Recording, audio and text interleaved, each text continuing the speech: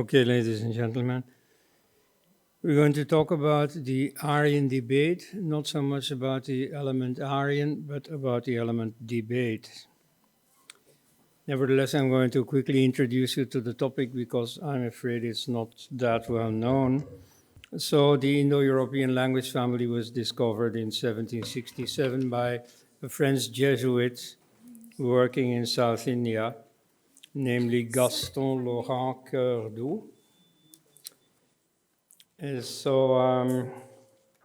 Immediately, the general assumption, once this language family became known, was that India was the homeland, mainly due to the role that Sanskrit had played in the discovery.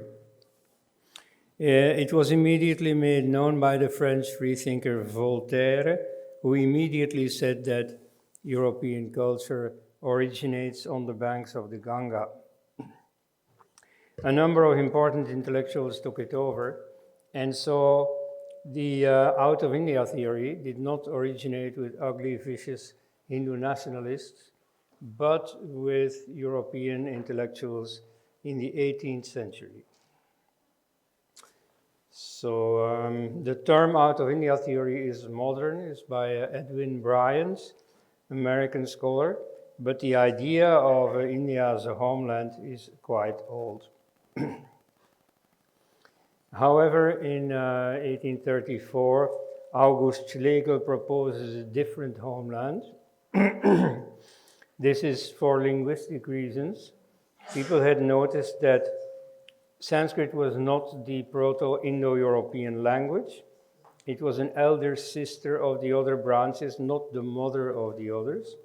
And it was deduced, not quite logically, that a difference between Proto-Indo-European and Sanskrit had to mean a difference between the homeland and India. So others have been proposed, but right now, near the Caucasus, north of it, that region, Russia, Ukraine, is very dominant as the homeland candidate. However, the Out of India school did not give up like that. A number of European intellectuals based in India, and it's always those who are the creative ones in this debate, until very recently, is a big name there is Mount Stuart Elphinstone. Now, some in India say, oh yeah, all these Indo-European businesses by ugly, vicious, racist colonialists. Well, you see, he was a colonialist par excellence. He had been the governor of Bombay presidency, but he was very much in favor of the out of India theory. So he fought the then upcoming Aryan invasion theory by noting that in Hindu scripture there is no sign at all of any prior residence elsewhere. There is no reason whatever for thinking that the present Hindus ever inhabited any country but their present. However, I've put here a map in the Mercator projection, and this may give you an idea of why Westerners always terribly underestimate the importance of India.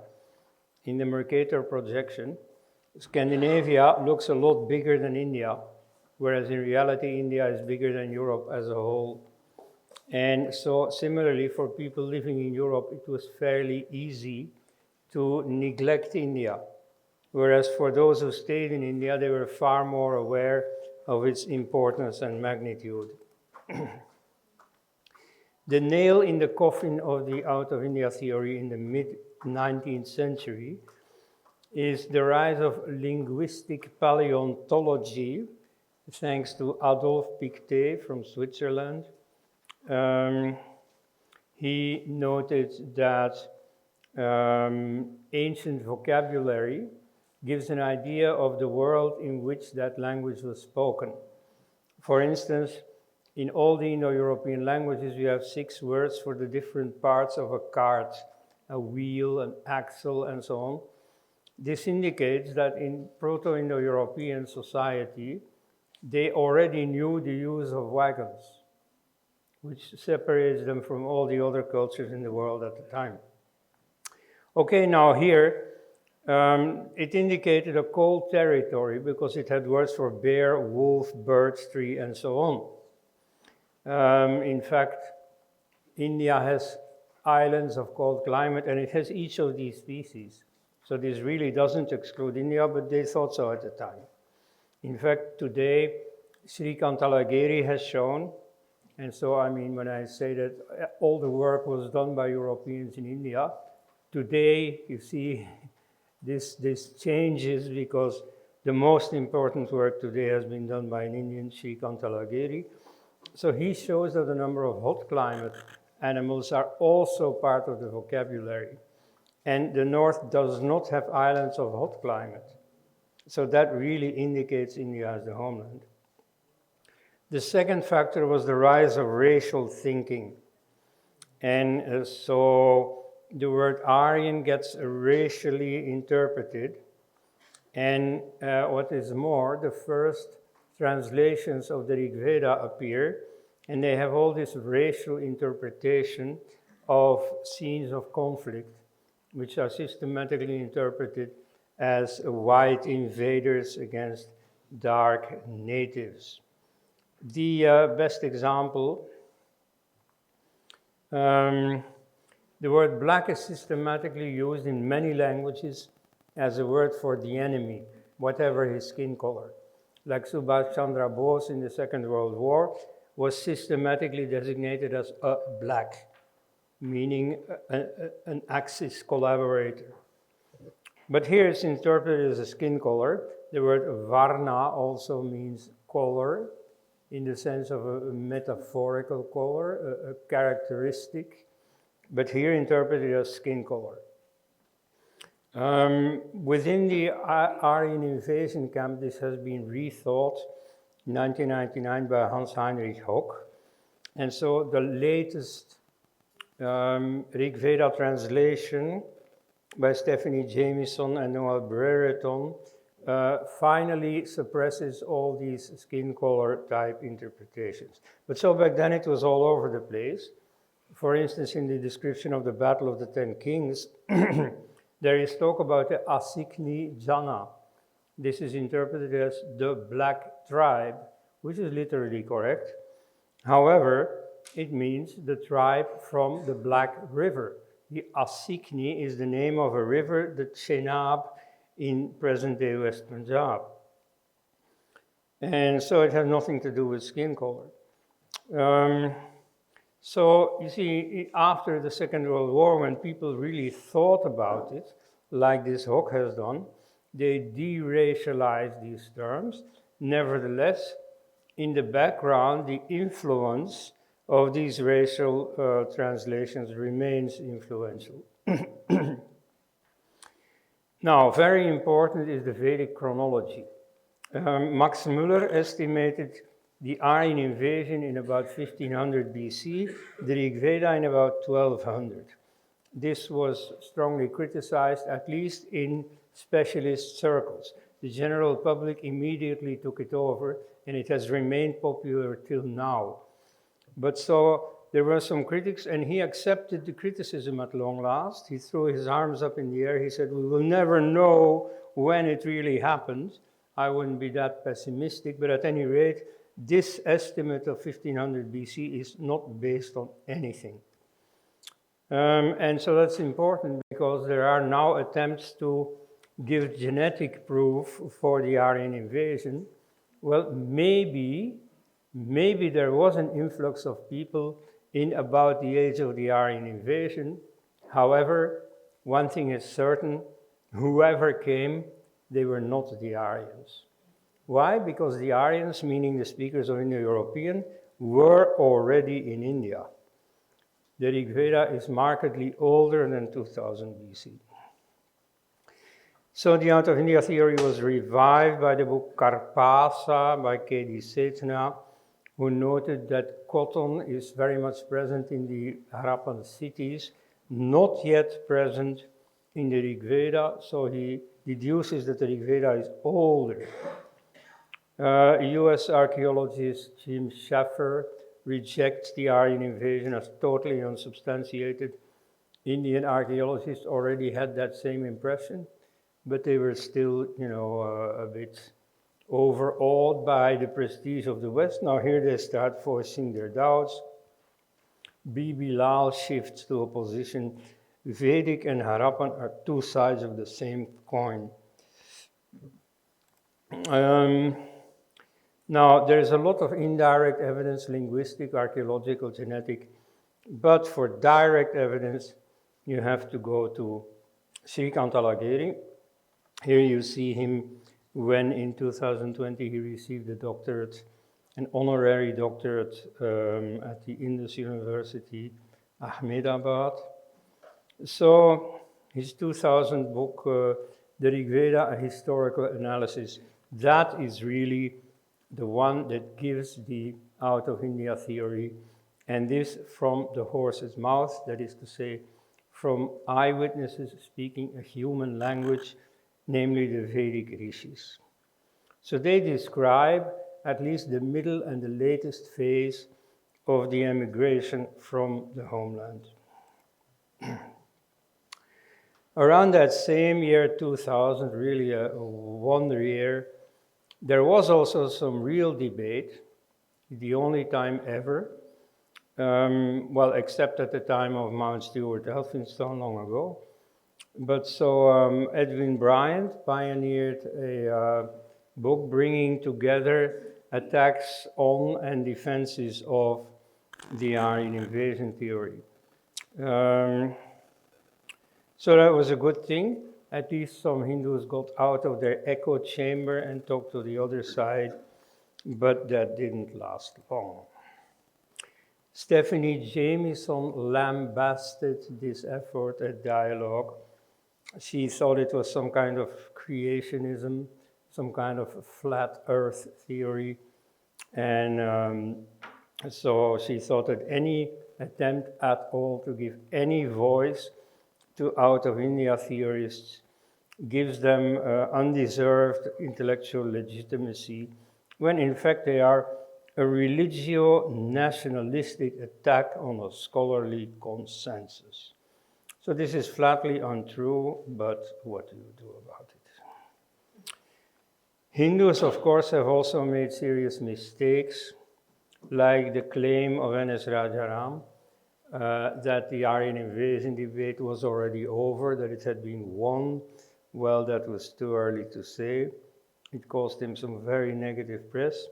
It also cost the California Hindu parents who had hoped to revise the history textbooks a big defeat when they included this claim that the Aryan invasion theory is a thing of the past.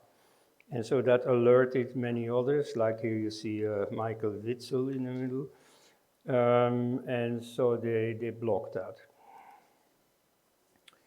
There's a lot of pressure against out of India formulations. Here on the photograph you see Bernard Sergent.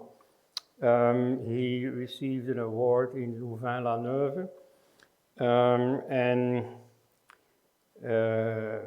during his acceptance speech, he mentioned that he had just read in Le Figaro a review of the French translation of Michel Danino's refutation of the out of India theory, and he said, well, yeah, but I'll never read it because I know it's not true. And so that's fairly representative for the attitude of the Aryan invasion theorists. So there is no dialogue anymore because they just have this wall that protects them from any out of India influence. Joanna Nichols in 1997 had produced a paper which is in its conclusions rather in favor of the out of India theory. Now, in republishing it, she put a note in front of it that said that, yes, what I found is all true. However, the conclusion in favor of the out of India theory, that should not be included in it. Same thing for Klaus Peter Zoller, who had discovered in a Hindi dialect in Kumaon a lower layer of old words that belong to the Western branches of Indo-European, and that showed that the Western branches of Indo-European had come from India. So here again, he disowns the pro-out of India implications. So Talageri makes fun of these radical damage control measures, weird about turns, such as Nichols' Stalin era-like retraction attributed to peer pressure. Now, why is there all this pressure? This is not because of racism, as I hear Hindus say all the time. This is completely anachronistic. It's not the 19th century anymore. But because of very ordinary human factors like the inertial clinging to the familiar. I think this is in every scientific revolution, that you have a certain conservative tendency that they won't too easily give up the established paradigm. Then there is the demonization of out of India as Hindu nationalists. They don't know anything about Indian politics, only they know that the Hindu nationalists are the bad guys. Then, rather than racism, there is anti-racism, because in India, the Hindus, especially the upper castes, are exactly what the whites are in America. And so, again, they're the bad guys. Whatever else they are, they are the bad guys. And then there is hearsay. You see, people don't know anything about the out of India theory, except some snippets that they've heard, which itself is a very deliberate choice for most people. They don't really want to have anything to do with the homeland question, because questions of origins are quaint. You see, in the Bible or in the Puranas, you find all these long genealogies. This man was the father of this man, and so on. And so that's like, that's old, And so modern people don't care about that.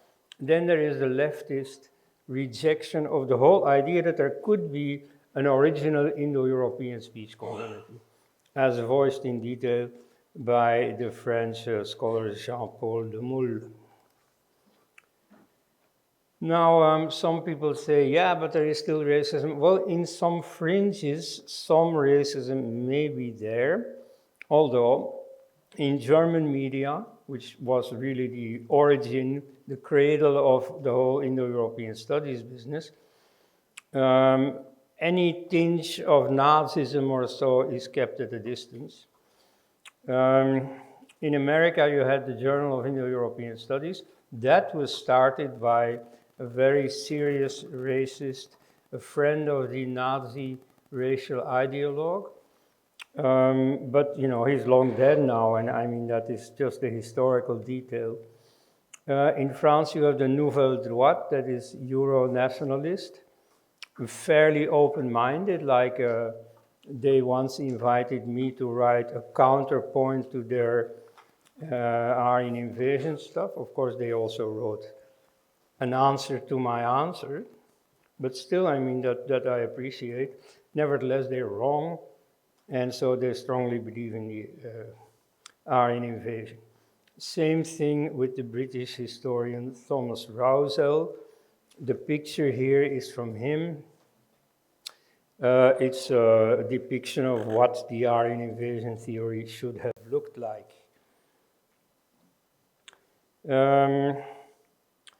So in the West, you see this racist abuse of Aryanism is a thing of the past.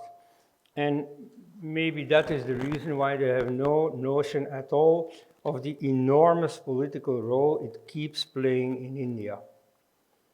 In September, there was a very good conference, very focused, in Leiden, about the emerging realization that the culture in Russia, Ukraine, the so-called Yamnaya culture, is not the homeland, but is only a secondary homeland, That is to say, a settlement area for people who came from the real homeland. Now, where is that real homeland? So Paul Haggerty, the linguist, says Anatolia. Geneticist David Reich says northern Iran. I say India.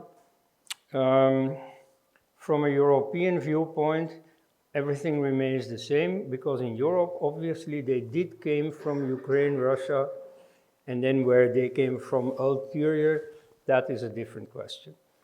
But so in Europe, you have a perfect Aryan invasion theory with a complete revolution in material culture, partly genocidal, often a real replacement of the original population. At any rate, a very dramatic and completely in contrast with the situation in India. So, as for genetics, it's still disputed what David Reich says, but I have no problem with it. If people came into India, that's fine. You know, many other invasions have taken place in India, only it was not the Aryans. Conversely, you see there is a lot of counter evidence by geneticists that I am not in a position to judge. But one thing I noticed is that there are interesting emigrations from India, and I can't judge about people, but interestingly, the cattle has moved.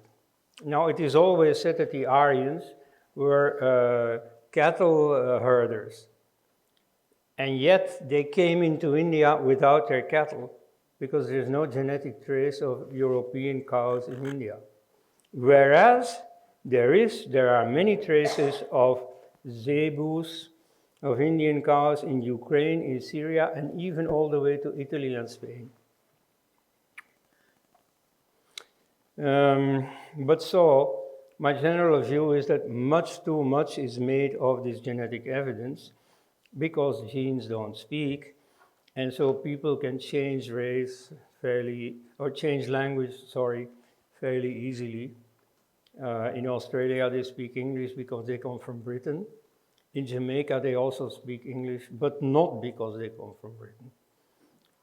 So this is a complicated thing. And linguists, I think, wrongly stand in awe because this is like a hard science. This is very exaggerated. So is there a symmetry between the two camps? You could think so.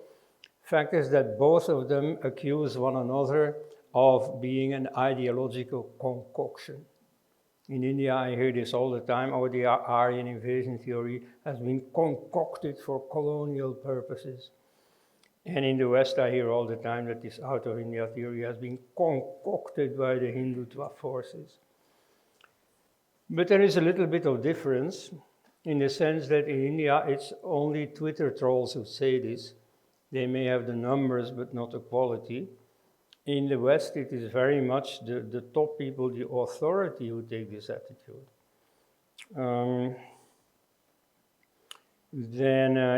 What is to be done? I'll conclude with that. So it is very important to reopen the dialogue. It hasn't been there for some 15, 20 years now. This is easier said than done, but maybe today we are making a beginning. Thank you.